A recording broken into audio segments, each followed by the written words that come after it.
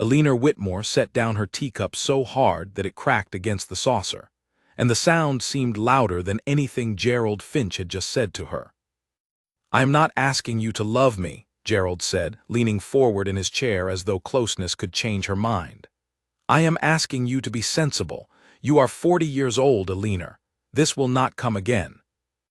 "You have said that to me twice before," Eleanor answered, her voice steady even though her hands were not. "Once when I was 26 and once when I was 33. I did not marry you then because I did not want you. I do not want you now either. Age has not changed my answer. It has only made me surer of it." Gerald's face reddened. He was a decent man, she knew that much, but decent was not the same as right, and she had learned the difference the hard way many years ago when she had believed the two were one and the same. "Your father will not always be here to keep this house," Gerald said. "What will become of you when he is gone?" "That," Eleanor said, rising from her chair, "is my concern, not yours. Good afternoon, Mr. Finch." She did not wait for him to gather his hat. She walked out of the sitting room and up the narrow staircase of her father's house, her chest tight with something between anger and relief, and she did not stop until she reached her bedroom and shut the door behind her. For a long moment she stood with her back against the wood, breathing. She was 40 years old. The whole county knew it, and the whole county had opinions about it, opinions they were never shy to share, usually disguised as concern. Poor Eleanor Whitmore, they said at church, at market, at the assembly rooms she rarely attended anymore.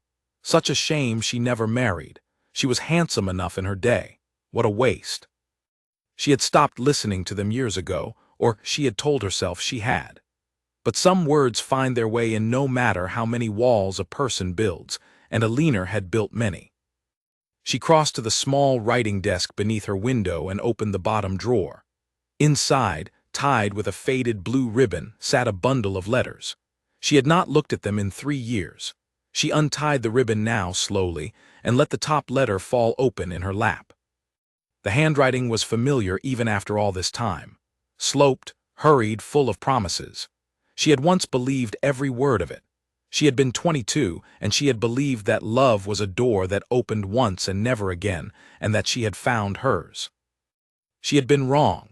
The door had opened, and then it had shut in her face, and the man who wrote these letters had married someone else within the year, someone with a larger dowry and a smaller conscience. And Eleanor had spent a long time afterward believing that no other door would ever open for her again. For years she had waited anyway. She had gone to dances and sat along the walls in her good dress, watching younger women twirl past her, waiting for someone to notice her the way she still, foolishly, hoped to be noticed.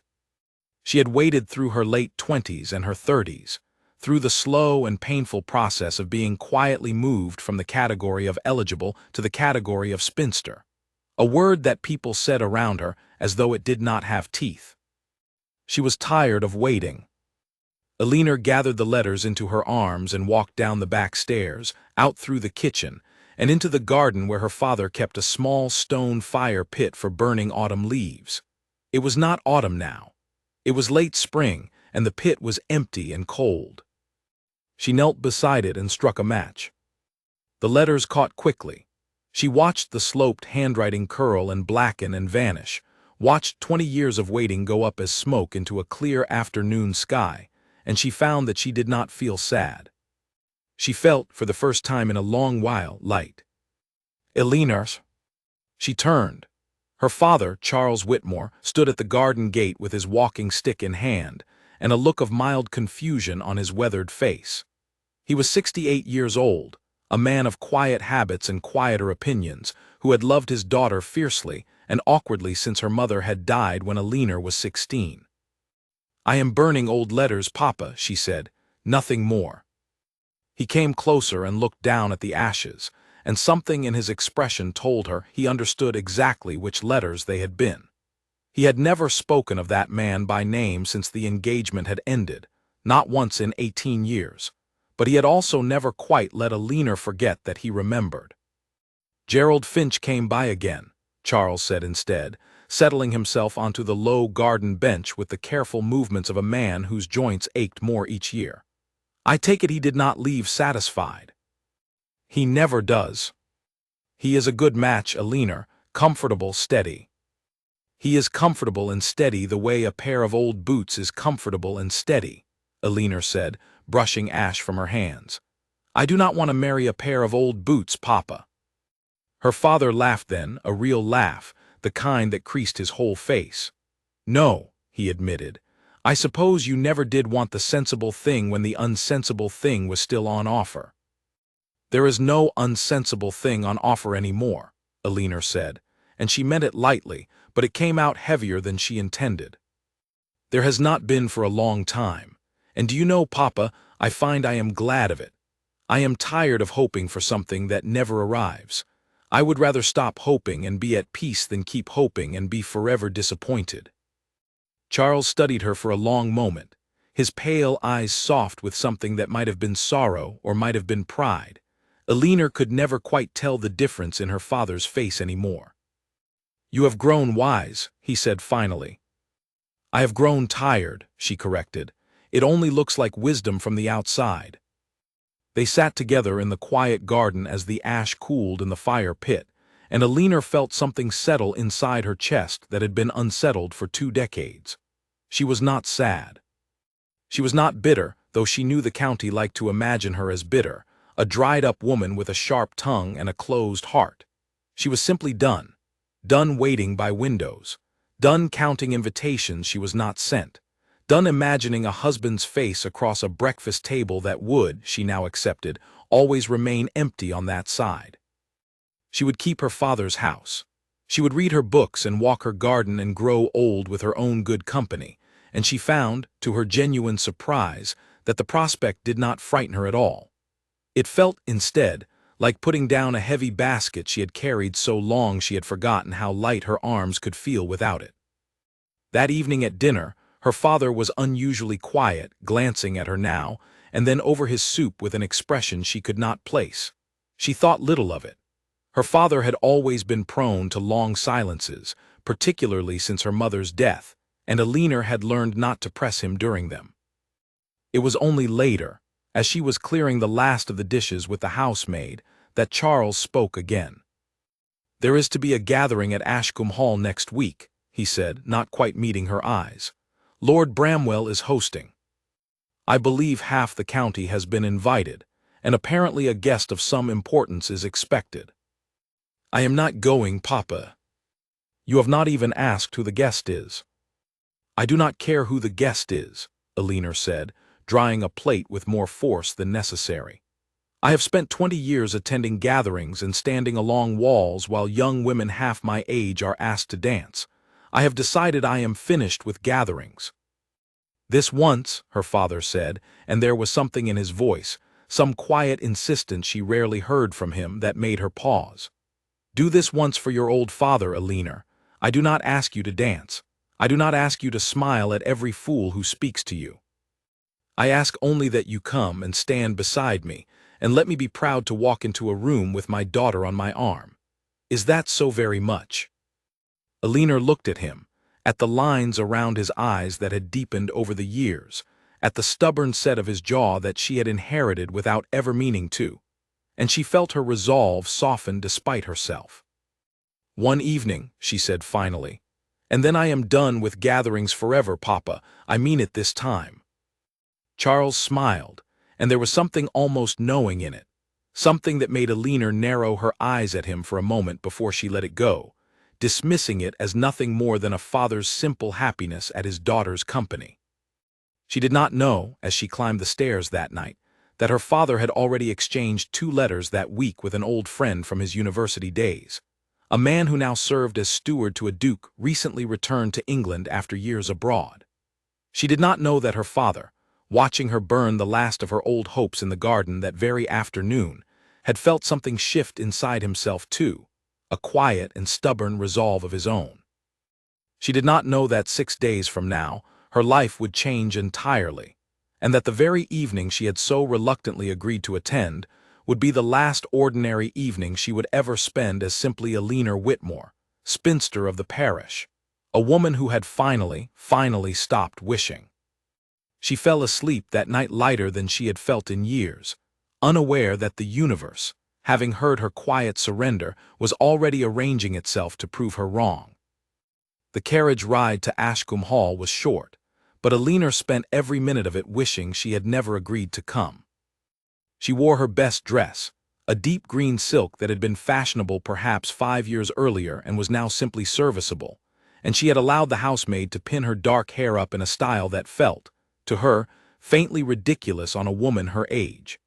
Her father sat across from her in the carriage, unusually well dressed himself, his silver hair combed with more care than she had seen him take in months.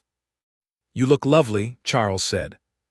"I look like a woman trying too hard," Alina answered, though there was no real complaint in it. "Which is exactly what I promised myself I would never do again." "You are not trying at all, my dear. You simply look lovely because you are lovely. There is a difference." Alina rolled her eyes at him fondly, and turned to watch the countryside pass by the carriage window, green hills folding into one another under a sky just beginning to turn gold with evening light. Ashcombe Hall came into view a few minutes later, a great stone house with dozens of windows lit from within, carriages already lined up along the drive, servants moving briskly between them. "Half the county, you said," Alina murmured. "It looks like the whole county. Lord Bramwell does enjoy an occasion." Inside, the hall was already crowded and warm with the noise of conversation, the clink of glasses, the distant strains of a small orchestra tuning their instruments in the ballroom beyond. Alina felt the old, familiar tightness return to her chest, the specific discomfort of walking into a room full of people who had known her for decades and had long ago decided what her life would be. "Miss Whitmore," said a woman near the entrance, her tone dripping with the particular sweetness reserved for pity. "How wonderful that you came out this evening. It has been so long." "Mrs. Everett," Alina said, inclining her head with practiced politeness, "you look well." "And you look rested," Mrs. Everett said, in a way that made it clear she meant something else entirely. Alina smiled thinly and moved past her, her father's hand steady at her elbow, guiding her deeper into the crush of guests. She recognized faces on every side, families she had grown up alongside, women she had once shared a schoolroom with who now had daughters of their own old enough to marry. She caught snatches of conversation as she passed, her name mentioned here and there in tones of careful curiosity, and she reminded herself, silently and firmly, that she had come for one evening only, and that this evening would soon be over. "There is someone I would like you to meet," Charles said, steering her gently toward a quieter corner of the hall near the tall windows. "An old friend of mine. Aldous Pryor. We studied together many years ago before he went into service." Alina allowed herself to be led, more out of resignation than genuine interest, and found a tall, gray-haired man in a well-cut coat standing near the window in conversation with another guest. He turned as they approached, and his weathered face broke into a warm smile of recognition. "Charles Whitmore," he said, extending a hand. "It has been an age." "Aldous, you are looking well." "And this must be your daughter," Aldous said, turning his kind eyes on Alina. "Miss Whitmore. Your father has spoken of you often, and never once did his words do you justice." "You are too generous, sir," Alina said, though she found herself genuinely warmed by the sincerity in his tone, so different from the hollow pleasantries she had endured all evening. They spoke for a few minutes of pleasant, unremarkable things, the weather, the quality of Lord Bramwell's musicians, a shared acquaintance from her father's university days. Alina found herself relaxing slightly, grateful for a corner of the room where the conversation did not circle back, however subtly, to her unmarried state. It was in the middle of a sentence about the state of the roads that a sudden hush rippled through the hall, beginning near the entrance and spreading outward like water disturbed by a stone. Conversations faltered, heads turned, even the orchestra seemed to falter for half a note before recovering. "Ah," said Aldous, glancing toward the door with the faint, knowing smile of a man who had been expecting exactly this. "It seems the guest of honor has arrived." Alina turned, more out of reflex than curiosity, and found herself looking at a man crossing the threshold of Ashcombe Hall with the unhurried confidence of someone entirely unaware, or entirely unconcerned, that every eye in the room had turned toward him. He was tall, with dark hair beginning to silver faintly at the temples, and a face that might have been called stern were it not for the faint, weary amusement in his eyes as he took in the room full of staring guests. He wore his evening clothes with the easy carelessness of a man who had never had to think twice about how he looked in them, and he moved through the parting crowd with a kind of quiet gravity that made Elinor understand, before anyone said a word, exactly who he must be. "The Duke of Rowan," Aldous said quietly, confirming her guess. "Nathaniel Ashworth, returned to England not 4 months past after some years abroad. I have the honor of serving as his steward." "A duke," Elinor repeated, unable to keep a faint note of dry amusement from her voice. "No wonder half the county descended on Ashcombe Hall tonight." "Indeed. Though I suspect he finds the attention rather more tiresome than flattering." Elinor watched, with the same idle curiosity she might have given any unfamiliar face in a crowded room, as Lord Bramwell greeted the Duke with elaborate ceremony, and as a line of eager guests began to form almost immediately, mothers steering unmarried daughters toward him with the barely concealed desperation of women sighting rescue after a long shipwreck. She felt a small, private stab of something like pity for the man, whoever he was. She knew what it was to be looked at as a solution to someone else's problem rather than as a person in his own right, though her experience of that particular indignity had run in quite the opposite direction. She turned back to her conversation with Aldous, content to let the Duke of Rowan be swallowed by his admirers and forgotten by her entirely. It did not happen that way. An hour later, having extracted herself from 3 separate conversations about her unmarried state and one particularly awkward reunion with a former schoolfellow now surrounded by 4 children, Elinor slipped out through a side door onto a stone terrace overlooking the gardens, seeking nothing more than a few minutes of quiet and cool air. The terrace was empty but for one other figure, standing near the balustrade with his back to the house, looking out over the darkened lawn with his hands clasped behind him. Elinor nearly turned back inside. She had no wish to make conversation with a stranger, however handsome the evening light made his profile look, but the door creaked as she stepped through it, and the man turned before she could retreat. It was the Duke.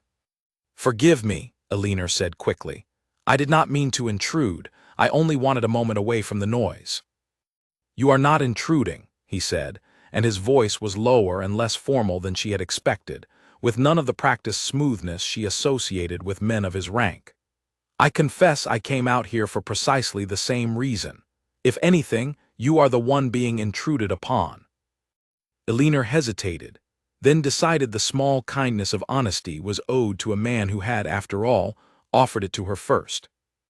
"I suppose we may share the terrace, then, on the condition that neither of us feels obliged to make conversation."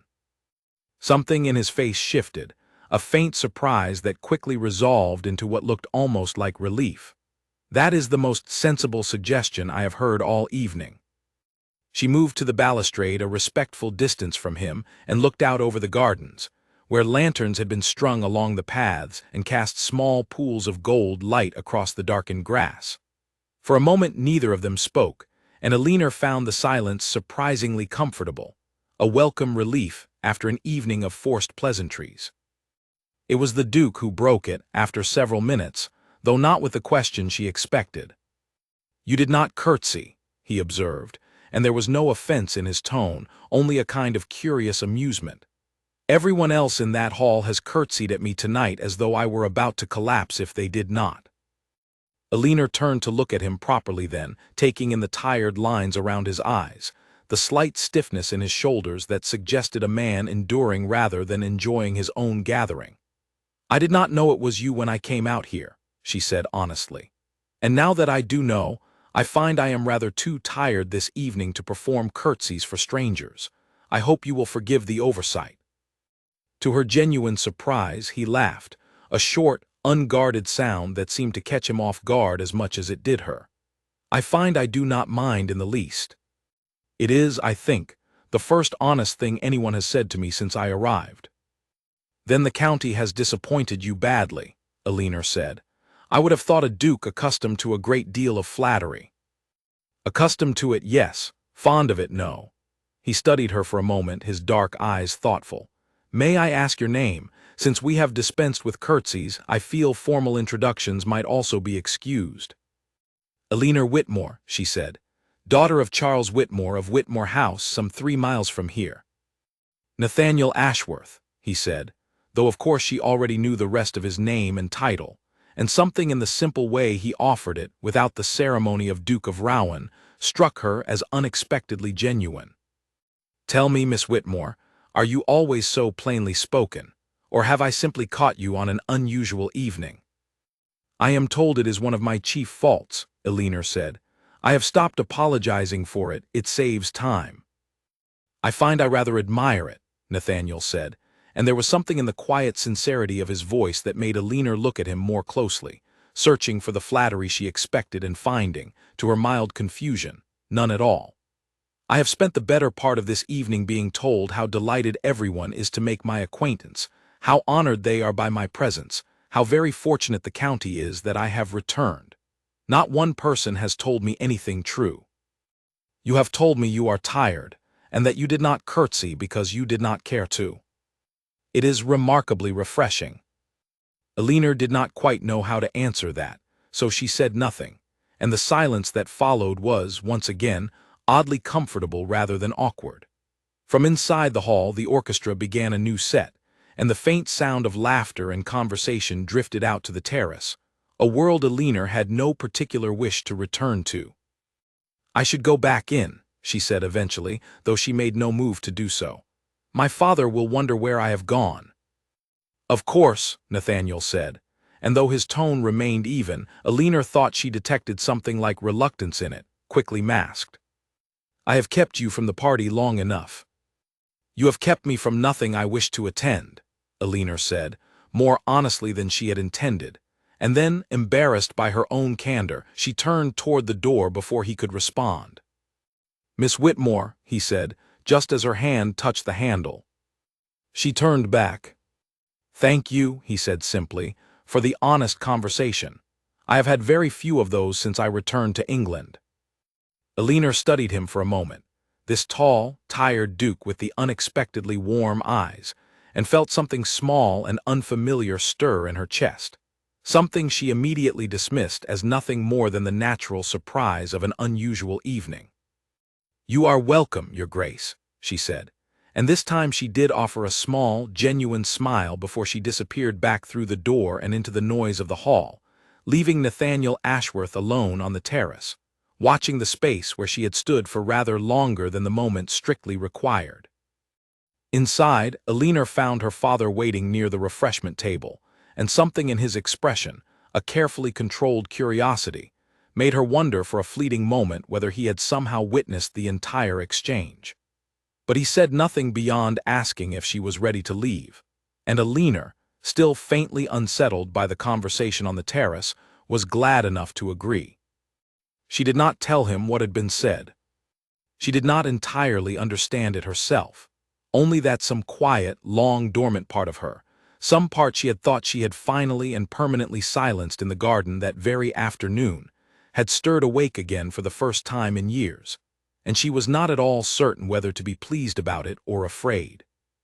3 days after the gathering at Ashcombe Hall, a letter arrived at Whitmore House addressed not to Elinor, but to her father.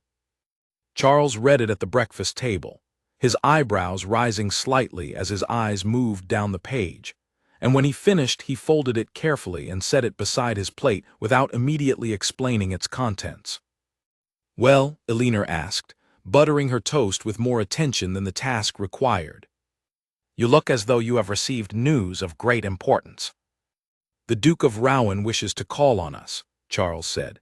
He writes that he has heard I am a man of some knowledge regarding the drainage difficulties on the eastern boundary of my land, and that Rowan Park suffers a similar trouble on its southern fields. He hopes I might spare him an hour of advice.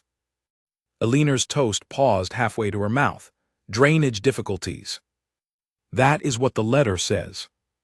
You have never once discussed drainage with anyone in your life, Papa. You barely tolerate the subject when your own steward raises it. I am flattered the Duke believes otherwise, Charles said, and there was a suspicious twitch at the corner of his mouth that Alina did not entirely trust. You spoke to him, she said slowly. At the gathering you must have. I exchanged perhaps 3 sentences with the man the entire evening, and none of them concerned drainage, her father said, folding his napkin with great and unnecessary care. I cannot account for how a duke comes to hear of my supposed expertise in agricultural engineering. Perhaps it is simply my reputation preceding me. Alina narrowed her eyes at him, certain there was more to the matter than he was admitting, though she could not quite piece together what. She thought of the terrace, of the quiet conversation she had shared with Nathaniel Ashworth and told no one about, and wondered, with a small and unwelcome flutter of nerves, whether the drainage difficulties of Rowan Park's southern fields might not be entirely fictional. When does he wish to call? She asked, trying to keep her voice light. Thursday afternoon, Charles said. I have already sent my reply. I could hardly refuse a Duke, Alina, drainage or no drainage. No, Alina agreed. I suppose you could not. Thursday arrived gray and mild, with a soft wind moving through the trees along the drive, and Alina spent rather more time than she cared to admit choosing which dress to wear, before scolding herself firmly for the vanity of it and putting on the same blue muslin she wore any other afternoon. She would not be the sort of woman who dressed for a man's visit, she told herself. She had burned that particular habit along with the letters in the garden, and she intended it to stay burned. The Duke arrived precisely on time, driving himself in a modest curricle rather than arriving with the pomp of servants and outriders Alina had half expected, and she found herself unexpectedly charmed by the simplicity of it before she had even opened the front door. Your Grace, Charles said, greeting him in the hall with genuine warmth. You are very welcome, though I confess I am somewhat surprised by the subject of your visit. I had not thought my knowledge of drainage was so widely admired. Something flickered across Nathaniel's face. A brief and unmistakable flash of guilt quickly smoothed away. Word travels in unexpected directions, Mr. Whitmore. So it does, Charles said, and Alina, standing a little behind him in the hall, caught the faint gleam of amusement in her father's eyes and understood, with sudden and complete certainty, that her father had engineered this entire visit himself, likely through his old friend Aldous Pryor, and that the two of them were now standing in the hall performing an elaborate charade for her benefit that neither man intended to acknowledge. She said nothing. She was too curious, despite herself, to spoil it. They walked out to the eastern boundary of Whitmore Land, the 3 of them, Charles leading the way with his walking stick and a suspicious amount of enthusiasm for a subject he had shown no prior interest in whatsoever, while Alina and Nathaniel fell into step a little behind him. You do not actually care about drainage, Alina said quietly, once her father was safely out of easy hearing, occupied with pointing his stick at a low, muddy stretch of field as though it contained the secrets of the universe. I care a great deal about drainage, Nathaniel said, with an entirely unconvincing gravity. Rowan Park's southern fields flood every spring without fail. It is a genuine agricultural concern. And yet you drove 3 miles to discuss it with a man who has never in his life shown the slightest interest in the subject, rather than consulting your own steward, who I am quite certain knows a great deal more about drainage than either my father or myself. Nathaniel glanced sideways at her, and though he did not quite smile, something in his expression softened. You are entirely too observant, Miss Whitmore. I have had a great deal of practice observing people who are not being entirely honest with me, Alina said. It is one of the few useful skills a spinster acquires. You use that word about yourself very easily. It is easier to use it myself than to wait for someone else to use it about me, Alina said. There is a certain power in claiming an insult before anyone else can throw it. Nathaniel was quiet for a moment, watching her with an expression she could not quite read. I do not think it is an insult, he said finally. Not as you wear it at any rate. Alina felt an unfamiliar warmth rise in her chest and firmly told herself it was nothing more than the mild spring air. You are very good at saying unexpected things, Your Grace. I find I am only good at saying honest things in your company, he said, which I begin to suspect is a rarer gift than I once believed. They walked on in a silence that was, once again, far more comfortable than it had any right to be between two people who had shared perhaps 20 minutes of true conversation in their entire acquaintance. Ahead of them, Charles continued his elaborate pantomime of agricultural interest, occasionally calling back some invented observation about soil composition that made Alina bite back a laugh. Your father is a poor actor, Nathaniel observed.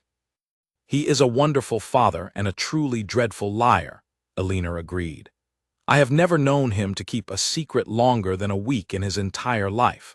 I give this particular deception 3 more days before he confesses everything.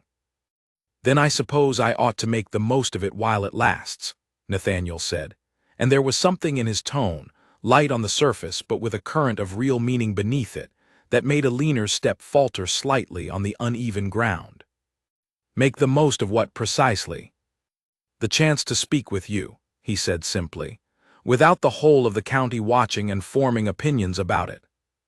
Alina did not answer immediately.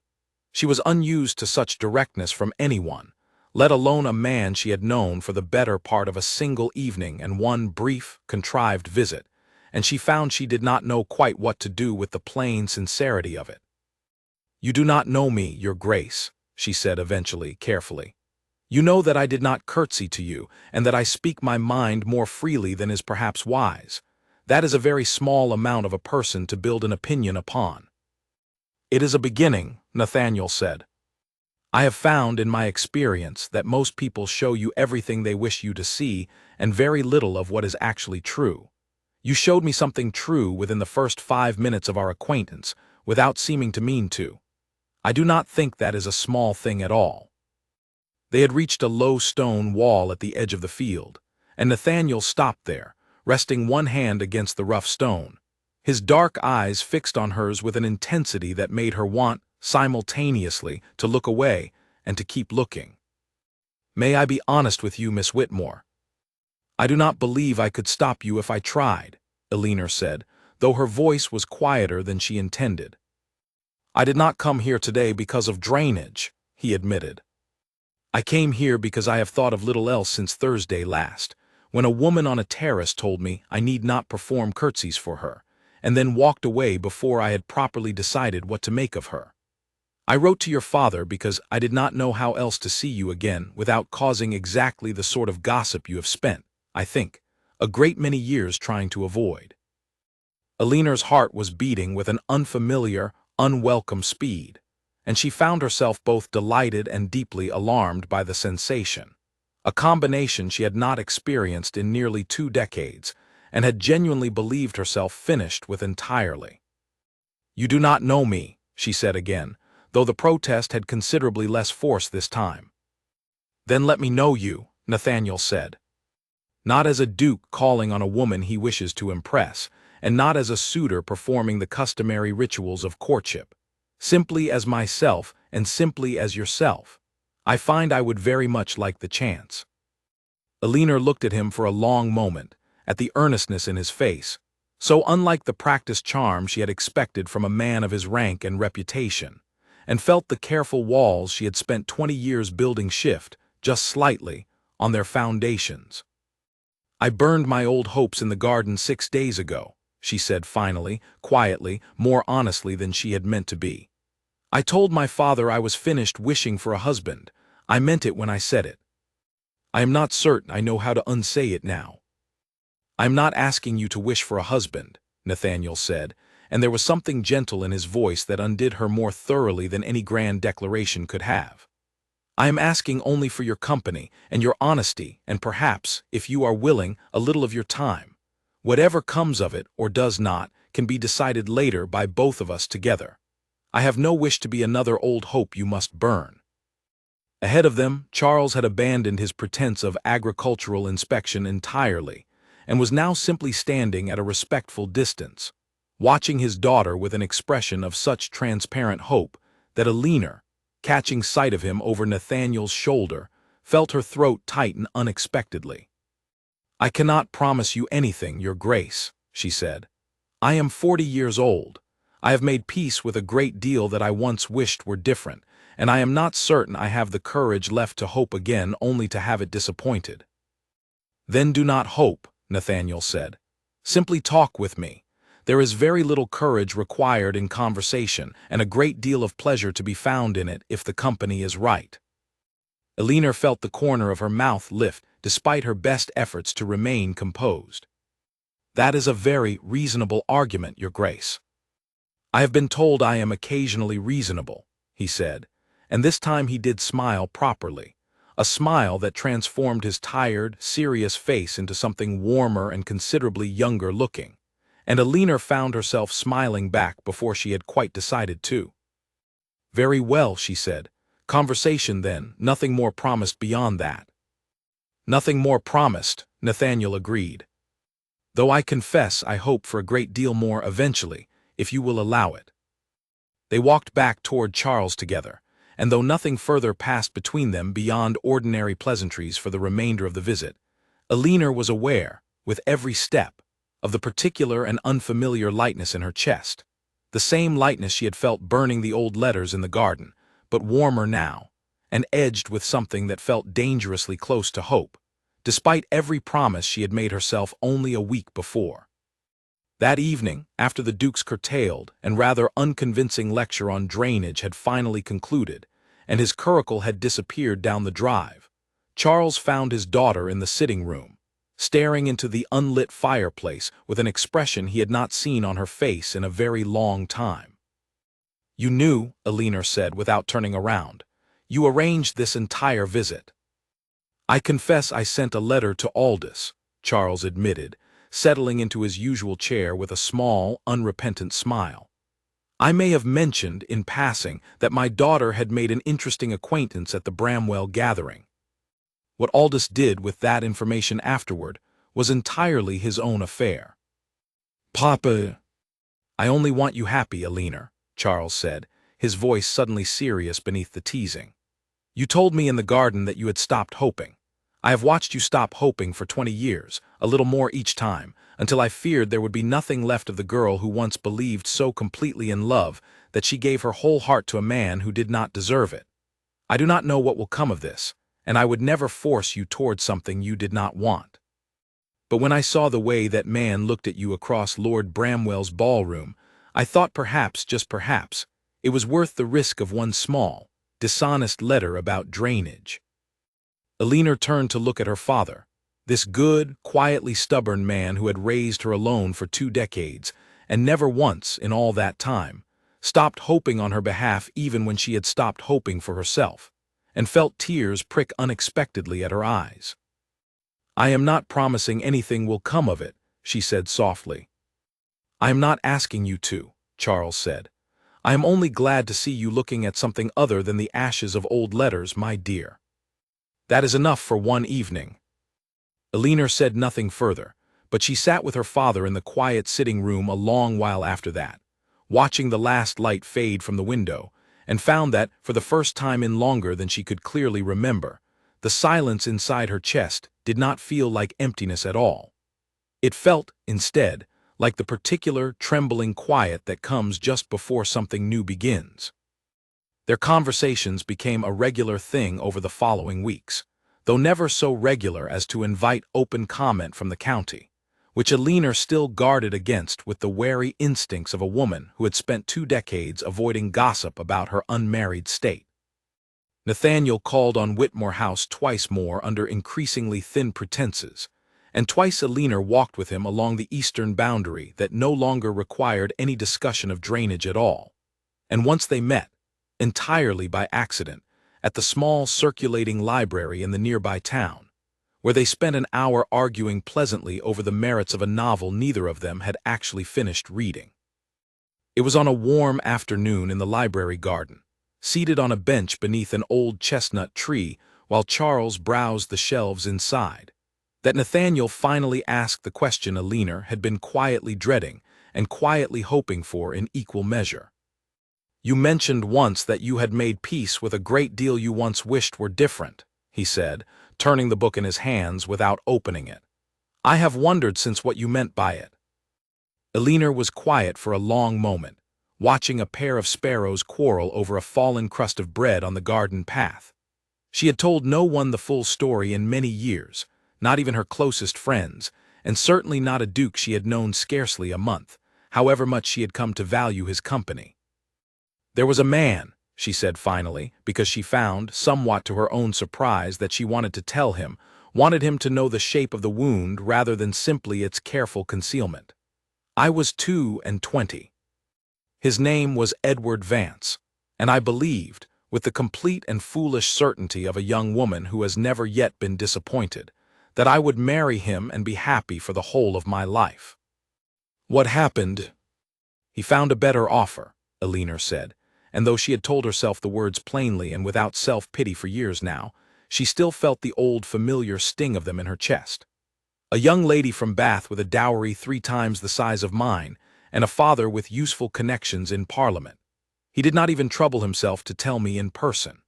I received a letter, quite similar in tone to a letter one might write informing an acquaintance that a dinner engagement must be cancelled. He married her within the year." Nathaniel's jaw tightened, and something dark passed briefly across his face. "That was cruel of him." "It was practical of him," Alina said, with the dry, hard-won humor she had built over the years like a scar over a wound. "I have made my peace with calling it what it was rather than dressing it in kinder language. He wanted comfort and connection more than he wanted me, and he was honest enough in the end to choose accordingly, even if he was a coward about the manner of it. I have never entirely decided whether I hate him more for the choosing or for the manner." "And after I waited," Alina said simply. "I told myself someone else would come, someone who would want me rather than my dowry or my father's small influence in the county. I waited through my 20s, believing each season that this would be the one. I waited through my 30s, watching the invitations grow fewer and the pitying looks grow more frequent, until waiting itself became a kind of habit I could not break, even long after I had stopped truly believing anything would come of it. It was only recently, only a matter of weeks before I met you, that I finally allowed myself to stop." "I am glad you told me," Nathaniel said quietly, "and I am sorry. Not for myself, but for the years it cost you, waiting for a man who never deserved the waiting in the first place." Alina looked at him, at the genuine sorrow in his face, unclouded by any hint of pity, and felt something in her chest loosen further, the way a knot loosens when the right amount of pressure is finally applied in the right place. "You have never told me your own story," she said. "I know only that you were abroad for some years, and that Aldous mentioned, in passing, that you had returned to England some months past. I do not even know why you left in the first place, or why you have avoided the marriage mart so thoroughly that half the county has been in a frenzy of speculation since your return." Nathaniel was quiet for a long moment, and Alina watched something shift behind his eyes, a shadow crossing that she recognized instinctively, having worn a similar one herself for many years. "I was married once," he said finally. "Her name was Charlotte."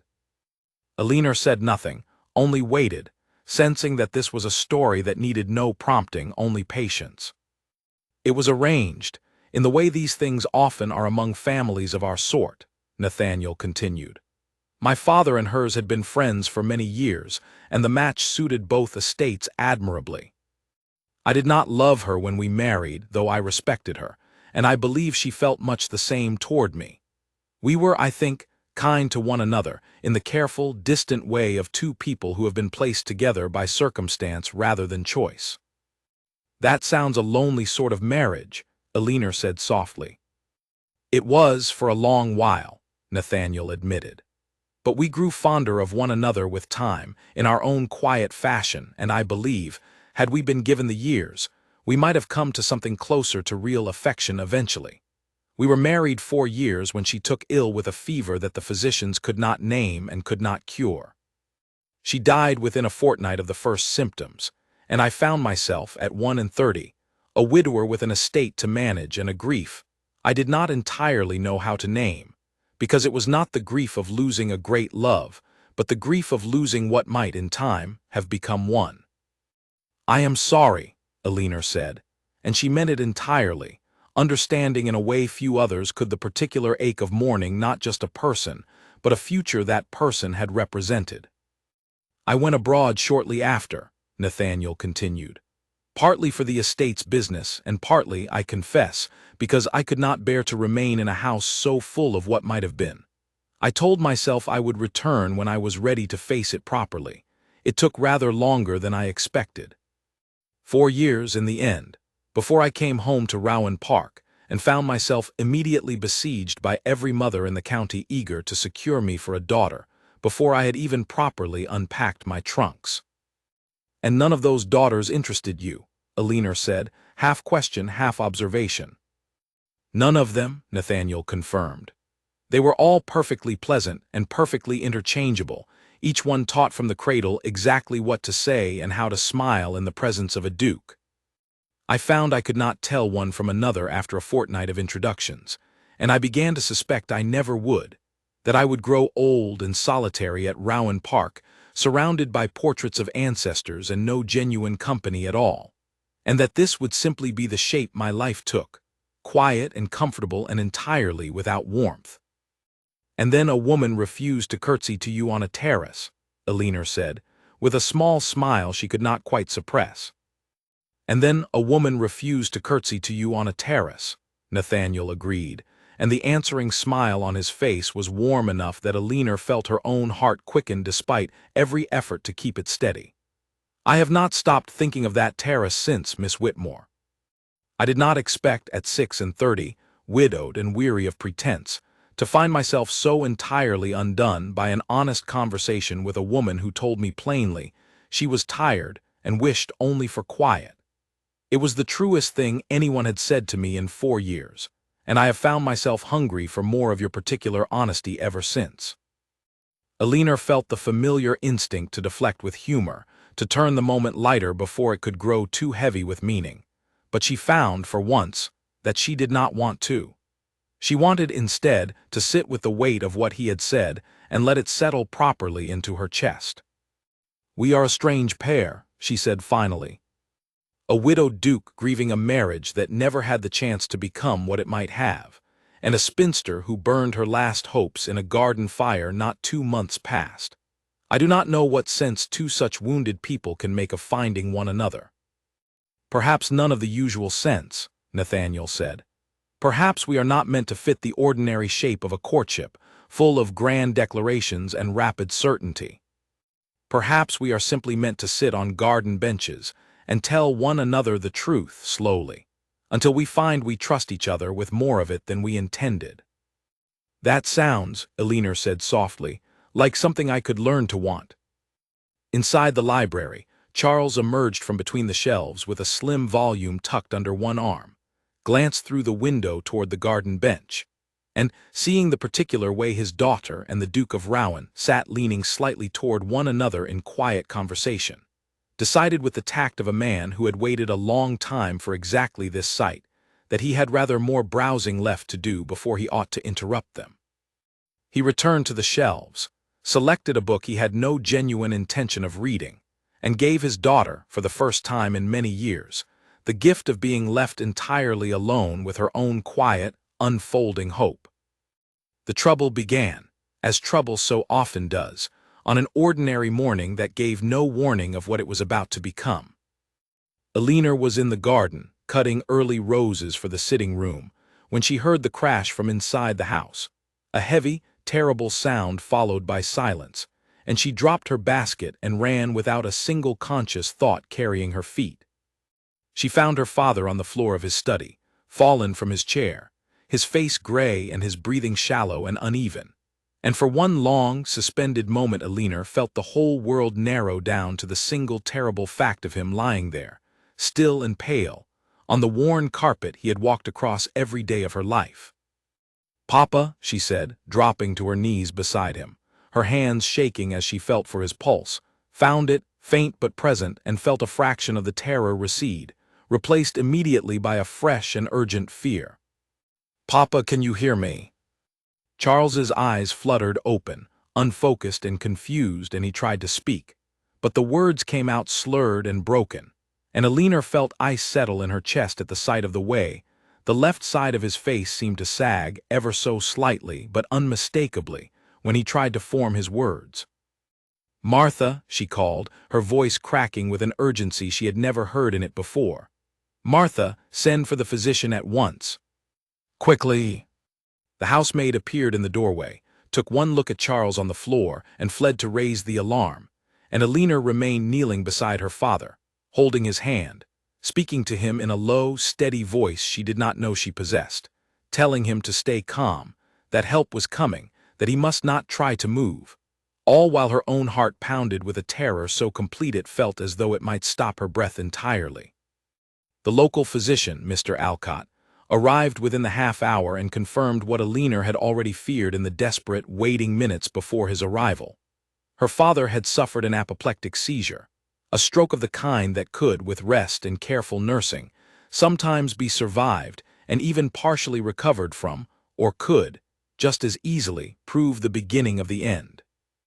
"The next 2 days will tell us a great deal," Mr. Alcott said gravely, as Charles lay pale and still in his own bed, his left arm curled uselessly against his side, his speech still thick and difficult. He must be kept calm and quiet. No excitement, no distress. "Beyond that, Miss Whitmore, I am afraid it is largely in God's hands and in his own strength." Alina sat by her father's bedside through that first long night, refusing every suggestion from the household staff that she rest, holding his good hand and watching the slow, uneven rise and fall of his chest. And it was somewhere in the darkest hours before dawn, exhausted and frightened in a way she had not been since her mother's death so many years before, that she heard the sound of a carriage arriving at speed on the drive below. She did not go down. She could not bring herself to leave her father's side even for a moment, but she heard voices in the hall below, low and urgent, and a short while later, a soft knock came at the bedroom door. It was Nathaniel. He stood in the doorway in traveling clothes that suggested he had dressed in haste, his dark hair disheveled, his face drawn with an anxiety Alina had not expected and found, in her exhausted state, unexpectedly moving. "Aldous sent word the moment he heard," he said quietly, stepping into the room with the careful, quiet movements of a man entering a sick room. "I came as quickly as I could. How is he?" "The physician says the next 2 days will tell," Alina said, and her voice, which had remained steady through the entire terrible ordeal, finally cracked on the last word, and she found herself, without quite deciding to, crying for the first time since she had found her father on the study floor. Nathaniel crossed the room without hesitation and knelt beside her chair, taking her free hand in both of his, and Alina, too exhausted and too frightened to maintain her usual careful composure, let him. "He is a strong man," Nathaniel said gently. "I have seen him laugh at his own dreadful jokes for a full hour together. A man with that much stubborn life in him does not give it up easily." Despite herself, Alina felt a small, watery laugh escape her, and she squeezed Nathaniel's hand gratefully. "You did not need to come. It is the middle of the night." "I would have come at any hour," Nathaniel said, and the quiet certainty in his voice left no room for doubt. "Alina, I could not have stayed away, knowing you were sitting here alone and frightened. Whatever else may or may not exist between us, I could not bear the thought of you facing this by yourself." It was, Alina realized dimly, the first time he had called her simply Alina, without the formal Miss Whitmore that had governed every one of their conversations until now, and something in the plain, unguarded warmth of it settled deep into her exhausted heart.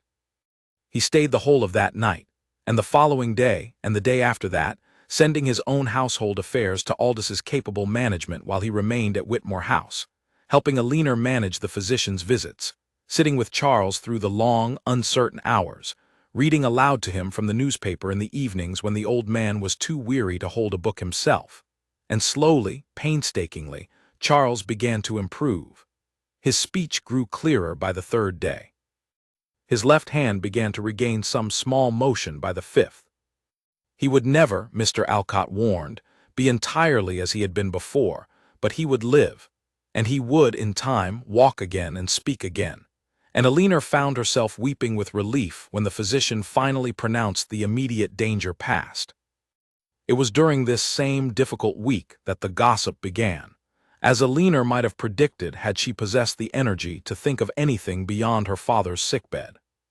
She heard of it first from Martha, who reported, with obvious reluctance, that Mrs. Everett had been telling anyone who would listen at the market that the Duke of Rowan had been seen entering and remaining at Whitmore House for several days together, quite improperly, and that a woman of Alina's age and situation ought to know better than to trap a wealthy and grieving man into compromising circumstances during her own father's illness, of all things, whatever her true intentions might be.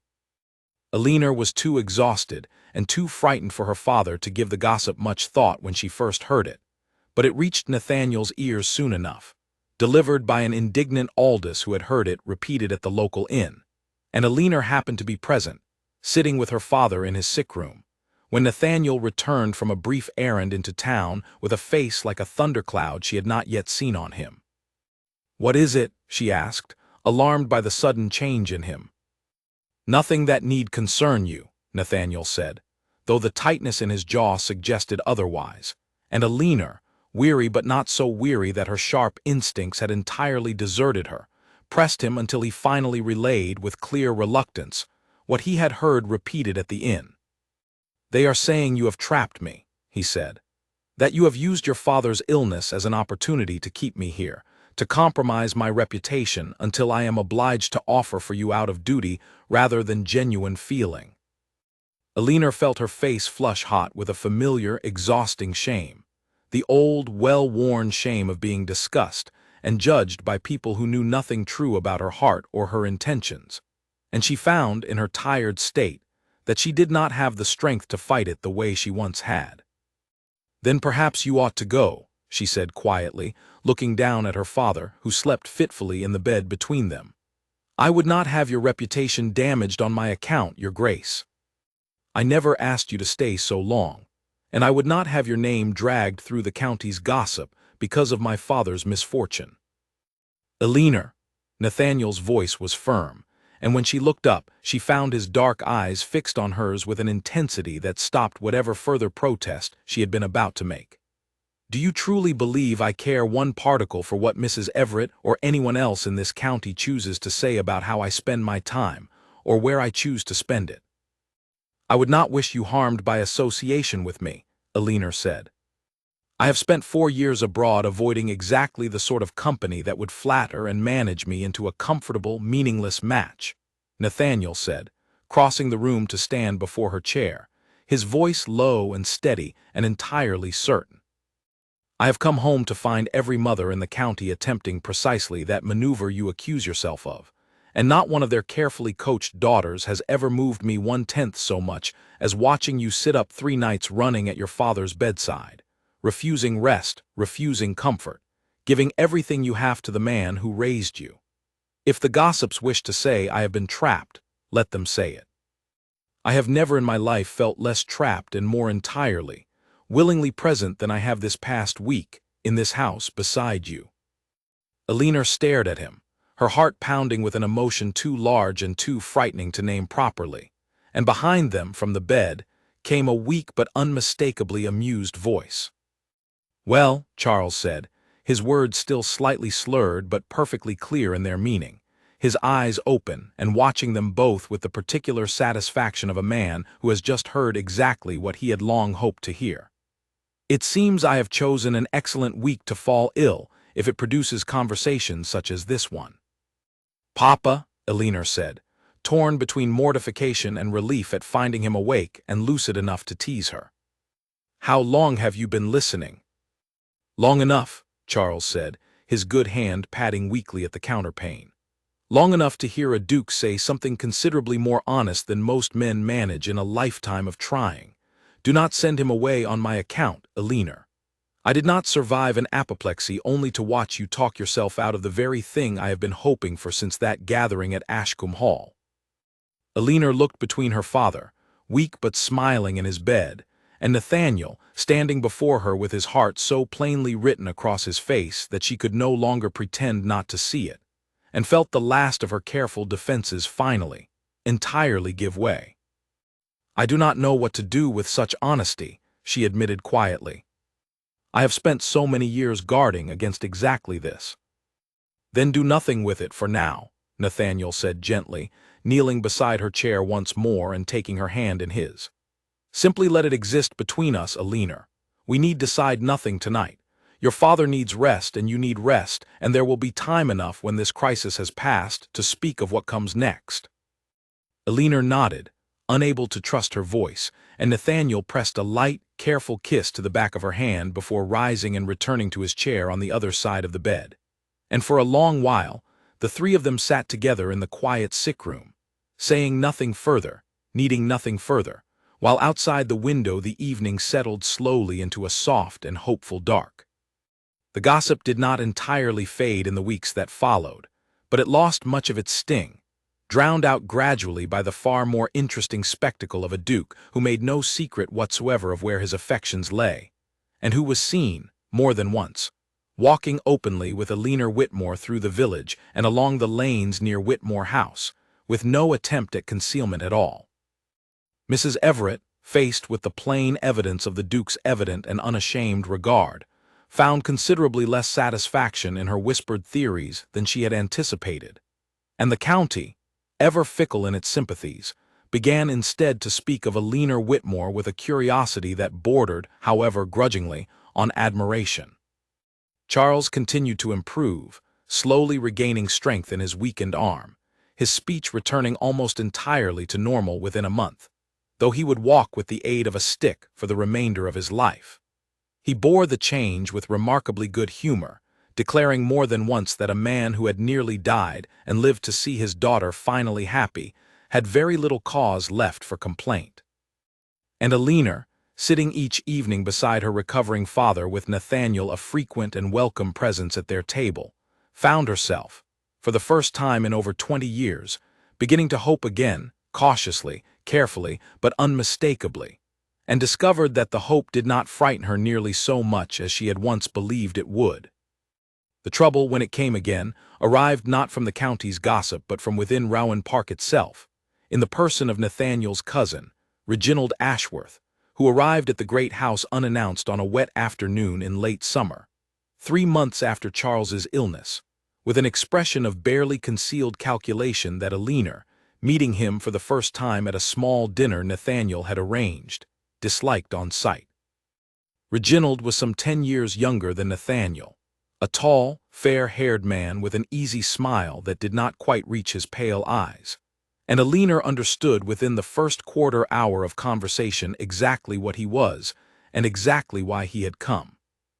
As the nearest male relation with no children of his own to inherit the title, should Nathaniel die without an heir, Reginald had spent 4 comfortable years as heir presumptive to a dukedom, a position of considerable expectation and considerable income, and Alina's growing presence in Nathaniel's life represented, quite plainly, a direct and unwelcome threat to that comfortable future. "Miss Whitmore," Reginald said over dinner, his tone light and pleasant in a way that did nothing to soften the barb beneath it, "I understand you and my cousin have become rather close of late. How very interesting, given your, forgive me, somewhat mature years." I had not thought Nathaniel the sort to seek out companionship rather than a suitable match. "I am not certain what distinction you intend between the two, Mr. Ashworth," Alina said evenly, refusing to allow the barb to land visibly, though she felt it all the same. "I had always understood a good marriage to require both." Of course," Reginald said, waving a hand as though the correction were beneath serious consideration. "Though a man in Nathaniel's position must think of practical matters beyond mere companionship. The succession, for instance. A duke requires heirs, Miss Whitmore, and I confess I wonder whether that is a consideration you and my cousin have discussed." The table fell into an uncomfortable silence. Alina felt her face heat, not with embarrassment but with a slow, rising anger at the deliberate cruelty of the question, and she saw Nathaniel's jaw tighten dangerously across the table. "Reginald," Nathaniel said, his voice deceptively mild, "you forget yourself." "I only speak plainly, cousin, as you have always claimed to value," Reginald said, entirely unbothered. "It seems only fair that Miss Whitmore understand fully what is expected of a duchess before matters progress any further. I would be doing her a disservice to let her proceed under any misunderstanding." "That is quite enough," Nathaniel said, his voice sharpening now, and Elinor saw a flash of the ducal authority he so rarely displayed, a coldness that made even Reginald's easy smile falter slightly. "Elinor's situation and our understanding are no concern of yours." "They become my concern, cousin, the moment they threaten to alter the succession I have spent some years now being led to expect," Reginald said, his own tone hardening beneath the surface pleasantness. "You cannot fault me for looking after my own interests, particularly when the woman in question is, forgive my bluntness once more, rather unlikely to provide the heir the family requires in any case, given her years." Elinor set down her fork with great and deliberate care, her appetite entirely gone, and rose from the table before Nathaniel could speak again on her behalf. "Excuse me," she said quietly to the table at large. "I find I require some air."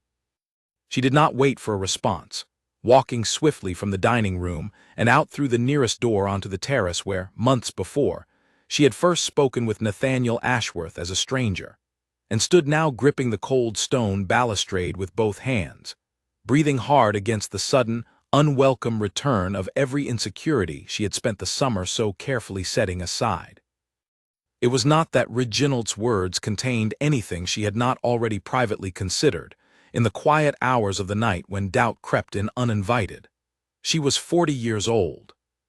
The likelihood of children, should matters between herself and Nathaniel ever progress that far, was slim, and she knew it, had always known it, in the same unspoken way she knew the color of her own eyes. She had simply not allowed herself, until this moment, to consider fully what that fact might mean for a man who carried the weight of an entire dukedom's future on his shoulders, a weight far heavier than her own small, private happiness. "Elinor." She turned to find Nathaniel had followed her out, his face tight with an anger she understood was directed entirely at his cousin, and not at her, though the sight of it did nothing to ease the cold, creeping doubt now settling into her chest. "I am sorry," he said immediately. "Reginald has always had a talent for cruelty disguised as candor. You must not give his words a single moment's serious consideration." "Must I not?" Elinor said, and her voice came out sharper than she intended, sharpened by fear rather than anger. "He is not wrong, Nathaniel. I am 40 years old. I cannot promise you an heir, and we both know it, however unkindly he chose to say it." "I have never once asked you for an heir," Nathaniel said, crossing the terrace to stand before her. "I have asked you for your company, and your honesty, and, God willing, eventually your hand. I have a distant cousin twice removed with 2 healthy sons of his own who would inherit well enough should the need ever arise. The succession is not the burden you are imagining it to be, Elinor." "It is a burden nonetheless," Elinor said, wrapping her arms around herself against a chill that had little to do with the evening air. "You are a duke. Whatever you may wish for privately, there are expectations attached to your position that I cannot simply wish away because they are inconvenient to how I feel about you. Your cousin will not be the last person to say such things to my face, Nathaniel. He will simply be the first of many, and I do not know that I have the strength left at my age to spend the remainder of my life defending my worth against a county, and a family that will never entirely stop questioning it." "Then let me help you carry that weight," Nathaniel said, his voice low and urgent. "You need not face it alone." "I have spent 20 years learning to face things alone," Elinor said, and she heard the old, familiar defensiveness creeping back into her voice, the walls she had thought entirely dismantled rising again, brick by brick, in the space of a single terrible dinner. "It is a hard habit to break, Nathaniel, and I am not certain tonight that I ought to break it at all. Perhaps your cousin has done us both a kindness in his own cruel way by reminding us what a match between us would actually require. Perhaps I have let myself hope for something that was never truly sensible in the first place." "Leaner, do not do this," Nathaniel said, and there was something almost desperate in his voice now, a crack in his usual steady composure that Alina had never heard before. "Do not let one bitter, jealous man undo what we have built these past months. I have never in my life felt for anyone what I feel for you, not even, I confess, for the wife I mourned honestly and loved in my own careful way. What I feel for you is not careful, Alina. It is not distant or dutiful or arranged. It is entirely, foolishly, completely my own choice, freely given, and I will not have Reginald or anyone else convince you it is worth less, because it does not come wrapped in the practical guarantees a marriage of convenience might offer." Alina felt tears rising, hot and unwelcome, and blinked them back fiercely. "I want to believe you," she said, "but I have believed a man's promises before, Nathaniel, and I have watched those promises dissolve the moment practical considerations made them inconvenient. I do not think I can survive being wrong about this a second time. I do not think I have that much left of myself to lose." "Then take whatever time you need," Nathaniel said quietly, though the pain in his voice was unmistakable. "I will not press you further tonight. But I will not stop hoping, Alina, and I will not stop believing that what exists between us is worth fighting for, whatever doubts one cruel dinner has stirred awake in you. When you are ready to believe it too, I will be here." Alina did not answer. She could not, with her throat so tight and her heart so torn between the fierce, undeniable pull toward this man and the old, deep instinct toward self-protection that had kept her safe, if lonely, for 2 decades. She simply nodded once and asked Nathaniel to have her carriage brought round, and he did not argue, though the look on his face as he watched her leave stayed with her the entire silent journey home.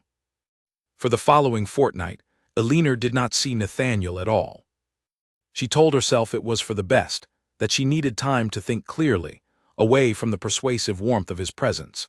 But the days passed slowly and gray, and she found herself, more than once, standing at her bedroom window watching the empty drive, waiting for a curricle that did not come, and hating herself faintly for the waiting, having so recently and so firmly declared herself finished with exactly that particular habit. Gerald Finch called during this time, perhaps sensing an opportunity in her evident low spirits, and though Alina received him with her usual cool courtesy, she found his renewed attentions grated on her nerves in a way they never had before. "I had heard the Duke's cousin gave you rather a difficult evening," Gerald said, with the particular satisfaction of a man who has been proven right in his own estimation of the world. "I did try to warn you, Alina. Men of that rank do not marry women like us for love. They marry us, if they marry us at all, for convenience, and convenience has a way of evaporating the moment it becomes inconvenient. I am glad to see you have come to your senses." "I have not come to my senses, Mr. Finch," Alina said sharply. "I have simply asked for time to think, which is a very different matter, and one I would thank you not to mistake for an invitation on your own behalf." Gerald left considerably less satisfied than he had arrived, and Alina spent the evening that followed sitting with her father in the small parlor, staring into the fire with an expression Charles recognized all too well from the months before Nathaniel Ashworth had first entered their lives. "You are unhappy," Charles observed gently. "I am confused," Alina corrected, though the distinction felt thin even to her own ears. "Reginald Ashworth said terrible, honest things at that dinner, Papa, and I cannot entirely dismiss them simply because they were unkindly delivered. I am 40 years old. I would make an unlikely duchess in every practical sense, and I do not know that it is fair to Nathaniel, or to his family, or to the whole weight of his position, for me to accept what he offers simply because I want it desperately for myself." "Do you love him?" Charles asked simply. Alina did not answer immediately, and her silence in the end was answer enough. "Then I think," Charles said quietly, "that you must decide whether you intend to spend the remainder of your life being sensible, as you have been sensible for 20 years now, watching a great deal of happiness pass you by out of fear that it will not last, or whether you intend, for once, to be brave instead. I cannot make that choice for you, my dear. I can only tell you that I have watched you more alive these past months, than I have seen you in the whole of the previous 2 decades combined. And I would hate very much to watch that light go out again simply because one bitter man reminded you of fears you had already bravely laid to rest. Elinor said nothing further that evening, but she lay awake a long while that night, turning her father's words over in her mind, and found that somewhere beneath the fear and the doubt and the old, well-worn instinct toward self-protection, a small, stubborn ember of hope still burned, refusing, despite everything, to be entirely extinguished. A fortnight of silence has a way of clarifying a person's heart more thoroughly than any conversation ever could, and by the end of hers, Elinor had come to a conclusion that surprised her with its simplicity, even as the courage required to act upon it remained anything but simple to gather. She missed him. Not in the abstract, romantic way she might once have imagined missing a suitor in her younger years, but in the plain, daily way one misses a person who has become woven into the ordinary fabric of life, someone whose absence left a specific, recognizable shape of emptiness at the breakfast table, in the garden, in the quiet hours of evening when she used to imagine, with a private pleasure she had not admitted even to herself, what he might be doing at that very moment at Rowan Park. She had spent 20 years protecting herself from exactly this kind of vulnerability, and she found, turning the matter over during that long and difficult fortnight, that the protection had cost her more than it had ever saved her. She had not been happy in her careful solitude. She had been safe, which was a different thing entirely, and she was beginning to understand, slowly and painfully, that safety without joy was its own kind of quiet loss, stretched out over a lifetime rather than concentrated into a single sharp heartbreak. Meanwhile, at Rowan Park, Nathaniel was fighting a battle of his own, considerably less private in nature. Reginald had not left after the disastrous dinner, choosing instead to extend his visit indefinitely, and had spent the following fortnight engaged in a quiet, persistent campaign to remind his cousin of every practical argument against a match with Elinor Whitmore, arguments delivered over breakfast, over dinner, during long rides about the estate that Nathaniel had not particularly invited his cousin to join. "I have taken the liberty," Reginald announced one evening, with the particular satisfaction of a man who believes he has done another a great service, "of mentioning to Lady Ashford that you might be persuaded to consider her eldest daughter, a charming girl, well-connected, and only 19, cousin. Plenty of years left for the sort of family a dukedom requires." "You had no business mentioning any such thing," Nathaniel said, setting down his glass with rather more force than the moment strictly required. "I have not the slightest interest in Lady Ashford's daughter, however charming or well-connected she may be." "You had every appearance of interest in Miss Whitmore not 2 weeks past," Reginald observed, "and look how swiftly that particular understanding seems to have cooled." "Perhaps you are simply between attachments, cousin, and I thought it prudent to have an alternative prepared." "I am not between attachments," Nathaniel said, rising from the table entirely, his patience finally exhausted. "I am giving a woman I love the time and space she asked for, which is a very different matter, and one I would thank you never to confuse again, Reginald, or to interfere with a second time. You have overstayed your welcome at Rowan Park. I think it best you return to your own house before the week is out." Reginald's easy smile faltered for the first time since his arrival, replaced by something considerably colder. "You would choose a spinster of 40 over the future security of your own family name." "I would choose Elinor Whitmore over any woman living, whatever her age, whatever her fortune, whatever the practical calculations you insist on applying to a matter of the heart," Nathaniel said, his voice steady and entirely certain in a way that seemed, even to himself, to settle something that had been shifting uneasily inside him for the whole of the difficult fortnight. "I should have said as much to your face the very night of that dinner, rather than allowing you the chance to plant doubt where none belonged. That failure is my own, and I intend to correct it." He did not wait for Reginald's response, walking instead directly from the dining room to his study, where he sat for a long while at his desk, turning the matter over in his mind with a clarity he had not possessed even in the depths of his fortnight of misery. He loved her. He had known it in some quiet, certain way since the night he had knelt beside her chair in her father's sick room, and felt her exhausted hand grip his own as though it were the only steady thing left in a frightening world. He had allowed his own hurt at her withdrawal, and his own uncertainty about how to prove his sincerity, to keep him silent for a fortnight that had accomplished nothing beyond causing them both unnecessary pain. Reginald's cruelty had been the excuse, but the true obstacle, Nathaniel realized now, sitting alone in his study with the candles burning low, had been his own fear of pressing a woman who had already been so badly hurt once before, of becoming, in her eyes, simply another man whose promises dissolved under practical pressure. But fear, he understood now, with the sudden and complete clarity that comes only after a long period of confused uncertainty, was exactly the enemy Alina had spent her whole life fighting. She did not need him to retreat cautiously and wait for permission to love her properly. She needed him to prove, plainly and unmistakably, that his regard did not waver under pressure, that it would not dissolve the moment a bitter cousin or a gossiping county made the matter inconvenient. He needed to go to her, not with another carefully constructed pretense about drainage or agricultural advice, not with another quiet garden conversation that could be dismissed later as merely friendly, but with the full, plain honesty she had shown him from their very first meeting on the terrace, when she had told him simply and truthfully that she was tired, and had asked for nothing from him at all beyond the courtesy of an honest silence.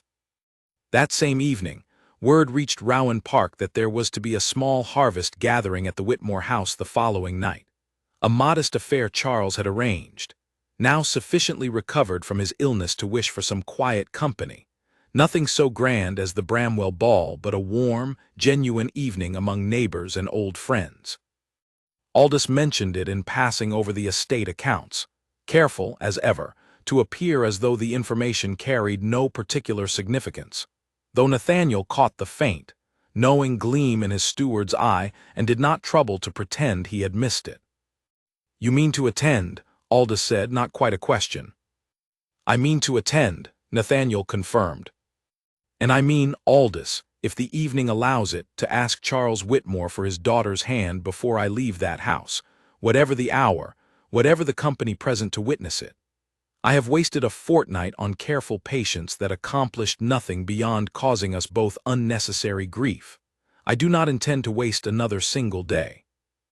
Aldous' weathered face broke into a broad, unguarded smile, the smile of a man who has waited a long while to hear exactly these words. "Then may I say, Your Grace, that it is about time." "You may say a great deal more than that, old friend, if you wish, but I should like a moment first to prepare myself for what is likely to be the most important conversation of my life."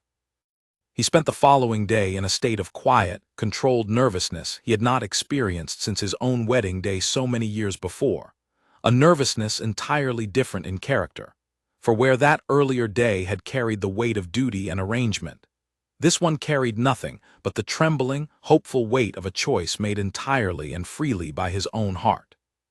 He dressed with unusual care that evening, and dismissed his valet's suggestion of his finest coat in favor of a simpler one, remembering, with a small private smile, Alina's evident preference for honesty over performance in every matter that had passed between them. The drive to Whitmore House felt longer than any journey he had made in years, though it covered the same familiar 3 miles he had traveled countless times that summer, and Nathaniel spent the whole of it rehearsing words that he suspected, even as he arranged them, would abandon him entirely the moment he stood before Alina's face again. He did not know, as his curricle rounded the final bend in the drive, and the warm, lit windows of Whitmore House came into view against the darkening evening sky, that Alina herself had spent that same day arriving at her own quiet, private resolution, one that mirrored his so closely it might have been drawn from the very same well of hard-won courage. She had decided, sitting alone in the garden that morning where she had once burned 20 years of old hope, that she would not spend whatever years remained to her choosing safety over happiness simply because happiness carried a risk of pain. She had survived pain before. She had built an entire life around surviving it, brick by careful brick, and she found, turning the matter over one final time as the harvest gathering's guests began to arrive that evening, that she was finally, truly ready to risk building something else instead, something considerably more frightening and considerably more alive.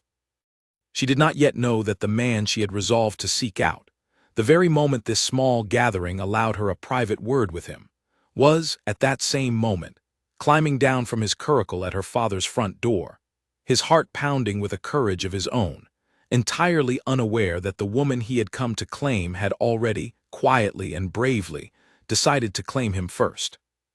The parlor at Whitmore House was warm with candlelight and full of easy laughter when Nathaniel stepped through the front door, and the small gathering of neighbors and old friends turned, almost as one, toward the unexpected arrival of the Duke of Rowan, standing in the doorway with his hat still in his hand, and an expression of such open, unguarded purpose that even Mrs. Everett, seated near the fire with her teacup halfway to her lips, fell entirely silent.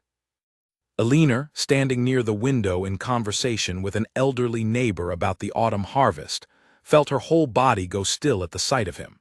She had not expected him tonight. She had planned in her own private resolution to write to him in the morning, to ask for a private meeting where she might tell him, plainly and without pride standing in the way, exactly what she had decided in the garden that day. She had not imagined he would simply appear, unannounced, in her father's crowded parlor, looking at her across the room as though there were no one else present at all. "Your Grace," Charles said, rising from his chair with the aid of his stick, his weathered face creased with surprise and something that looked very much like hope. "We did not expect you this evening." "Forgive the intrusion, Mr. Whitmore," Nathaniel said, though his eyes had not left Elinor's face since he entered the room. "I find I could not stay away a moment longer. I wonder if I might have a private word with you, before the evening grows much later." A ripple of curious murmuring passed through the small gathering, and Elinor felt her heart begin to pound with a wild, hopeful understanding of exactly what that private word was likely to concern. Charles glanced at his daughter, and something passed silently between father and child, some old, wordless understanding built across 40 years together, and Charles nodded once, gravely. "Of course, Your Grace. Shall we step into my study?" The two men left the parlor together, and Elinor stood rooted to the spot by the window, entirely unable to attend to whatever polite conversation continued around her, her whole being fixed instead on the closed study door across the hall, behind which her entire future was, at that very moment, being decided.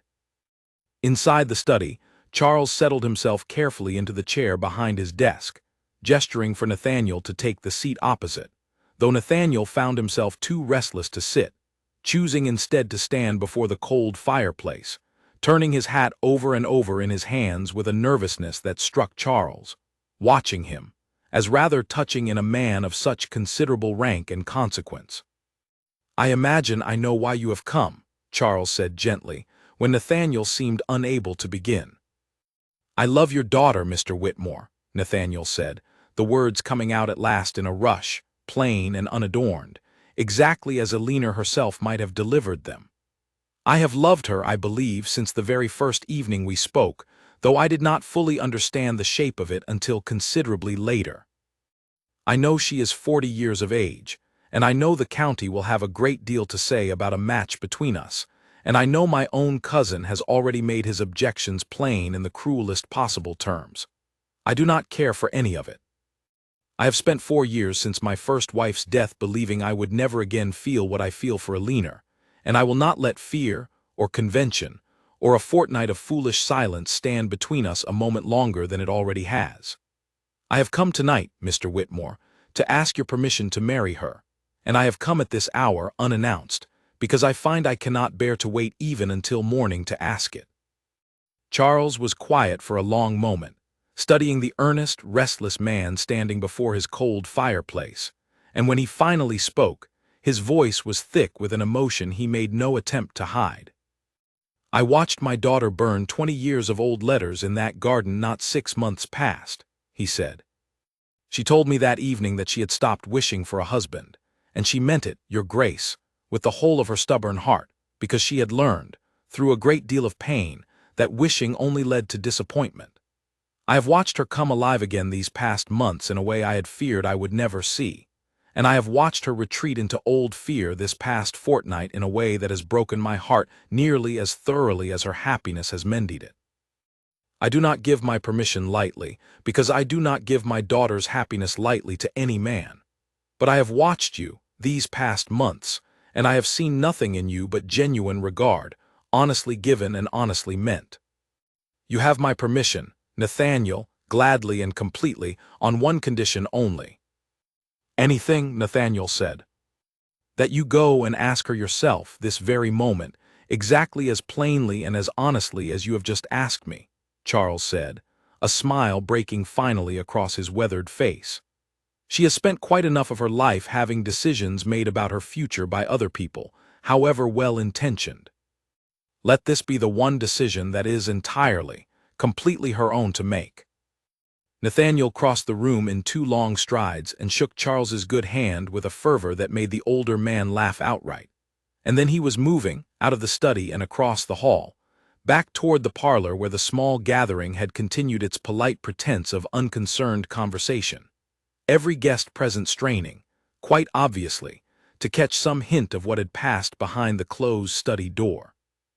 Elinor saw him the moment he entered, and something in his face, the raw, unguarded hope written so plainly across it, told her everything she needed to know before he had crossed half the room toward her. "Elinor," he said, and though the parlor was full of watching eyes and listening ears, his voice carried only for her, low and certain and entirely unafraid. "May I speak with you? Privately, if your father permits it, though I find I have very little patience left tonight for privacy, and would speak the words even here before every guest in this room, if that is what circumstances require." "You need not wait, then," Elinor said, her own voice trembling with an emotion she no longer wished to hide in front of Mrs. Everett or anyone else. "Say what you have come to say, Nathaniel. I find I have grown rather tired of waiting for things myself, and I would not have you wait a moment longer on my account." A hush fell over the room, guests turning openly now, abandoning any pretense of polite indifference, and Nathaniel, standing before Elinor in the warm candlelight of her father's parlor, took both her hands in his. "I spent a fortnight believing that giving you distance was the kindest thing I could offer you," he said, "and I have never in my life been more wrong about anything. Your cousin's cruelty, your own fears, the whole weight of what a match between us might cost either of us in the eyes of the world, none of it has changed one single thing about how I feel, Elinor. I love you. I love the woman who refused to curtsy to me on a terrace because she was too tired for pretense. I love the woman who sat 3 sleepless nights at her father's bedside without once complaining of her own exhaustion. I love the woman who told me, plainly and honestly, that she had burned 20 years of hope in a garden fire, and I have spent every day since trying to prove myself worthy of being the hope she allows herself to feel again. I am not asking you to be a duchess, Elinor, though I hope in time you will come to wear that title as easily as you wear every other part of yourself, with honesty and without apology. I am asking you, simply and completely, to be my wife. Will you marry me?" Elinor felt tears rising, hot and unstoppable, and did not try to blink them back this time, standing before the whole of her father's small, astonished gathering with her hands held fast in Nathaniel's and her heart, finally, entirely undefended. "I told my father 6 months ago that I had stopped wishing for a husband," she said, her voice unsteady but clear enough for the whole room to hear. "I meant it when I said it. I had made my peace, Nathaniel, with a life spent alone, and I had convinced myself, quite thoroughly, that peace was enough. I did not know, when I said those words, that the universe intended to prove me entirely and wonderfully wrong within the very same week. I do not think I stopped wishing at all in the end. I think I simply stopped wishing for the wrong things and started, without quite realizing it, wishing instead for exactly this. Yes, Nathaniel, I will marry you." The parlor erupted into astonished, delighted noise, Charles's laughter rising loudest of all from the study doorway where he stood watching, his good hand pressed to his chest, his weathered face wet with unashamed tears of joy, and Nathaniel, heedless entirely of the watching crowd, drew Alina into his arms and held her there in the warm candlelight of her father's parlor, as though he never intended to let her go again. "Well," Charles announced to the room at large, once the first wave of astonished congratulations had begun to settle, his voice thick with happiness, "it seems we have rather more than a harvest gathering to celebrate this evening. I believe this calls for the good brandy, and I do not intend to be sensible about the quantity of it." Even Mrs. Everett, Alina noted with private and considerable satisfaction, was smiling. Later that night, once the delighted guests had finally departed and Charles had retired, weary but glowing, to his bed, Alina stood once more in her father's garden beneath a clear autumn sky thick with stars, the same garden where she had knelt beside a cold fire pit and watched 20 years of hope turn to ash. Nathaniel found her there, having lingered behind to speak a final word of thanks to Charles, and came to stand beside her at the low stone bench, his hand finding hers in the dark.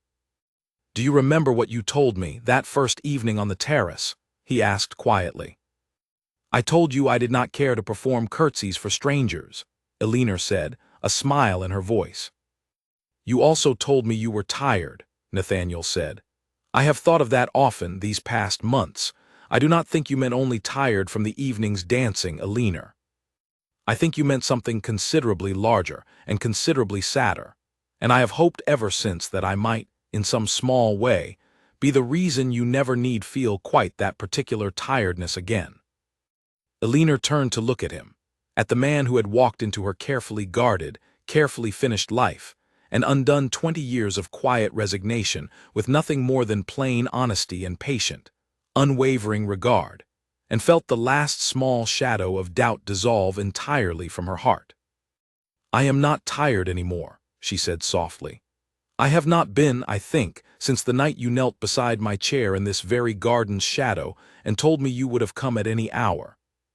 I did not know it then, but I think that was the night I truly stopped wishing, Nathaniel, and started, instead, simply believing."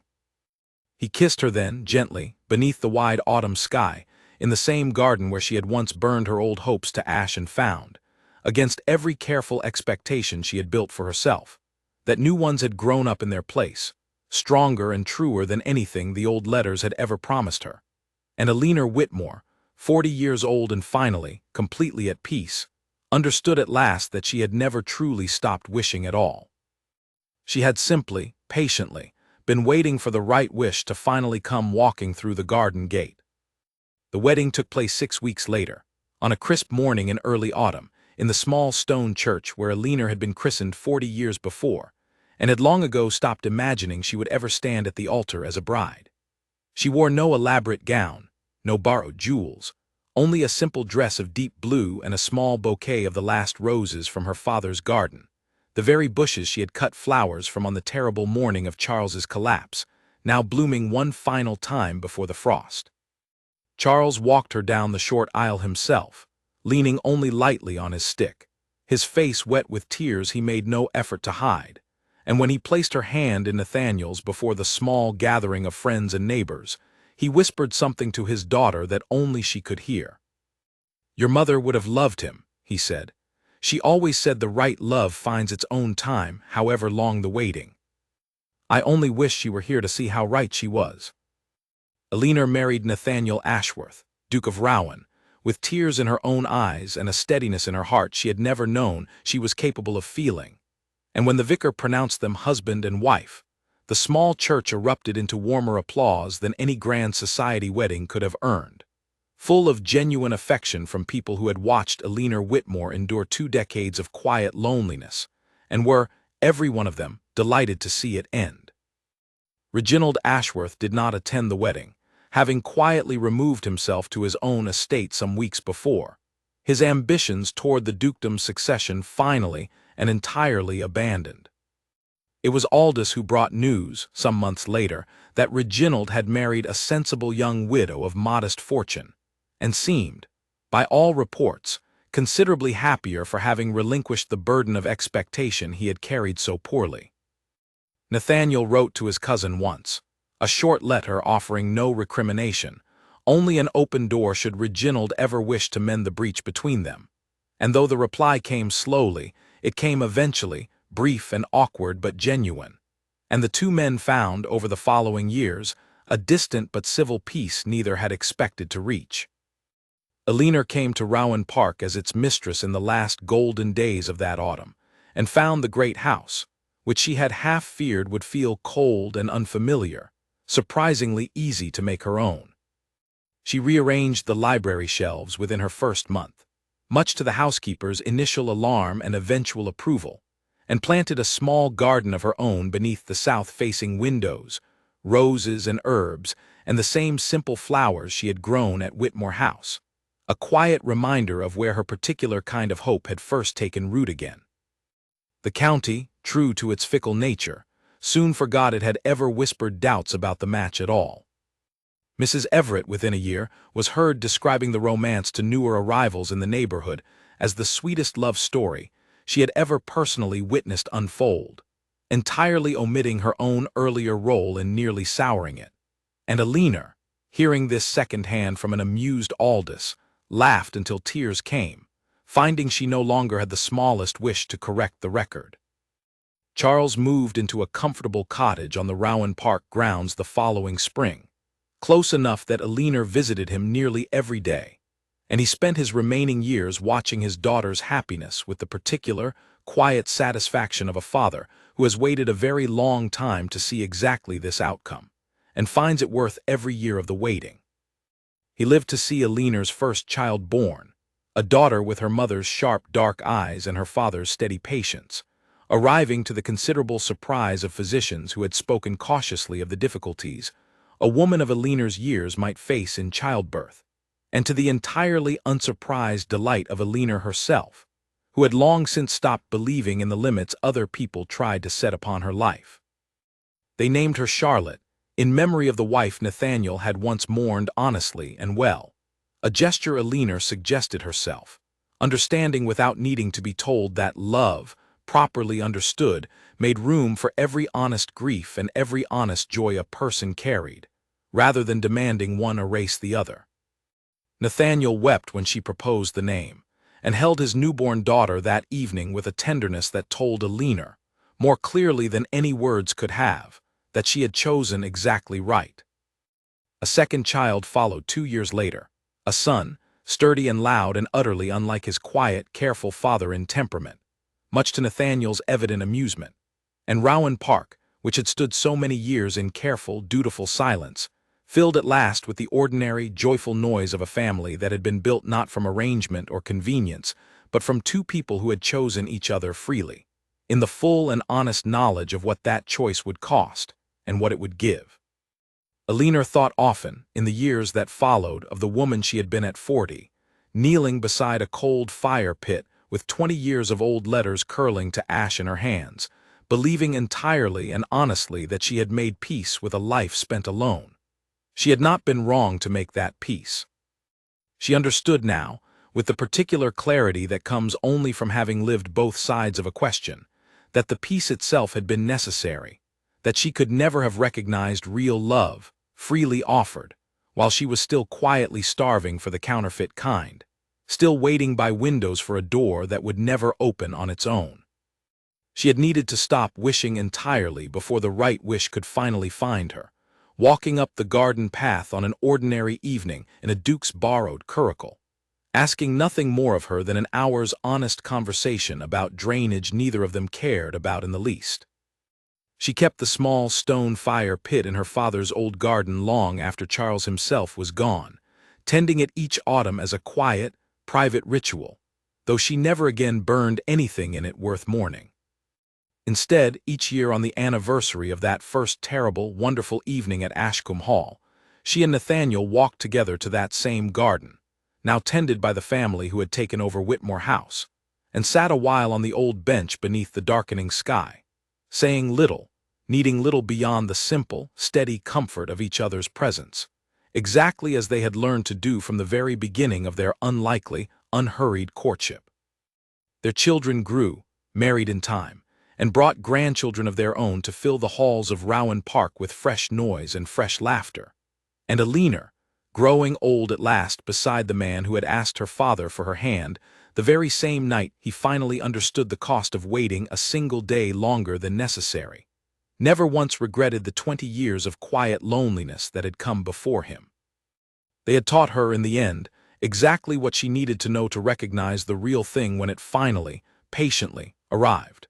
That love worth having did not announce itself with grand declarations or convenient timing, but revealed itself slowly, honestly, in small kindnesses and quiet truths, in a hand held steady through a frightened night, in a man who came at any hour simply because he could not bear to stay away.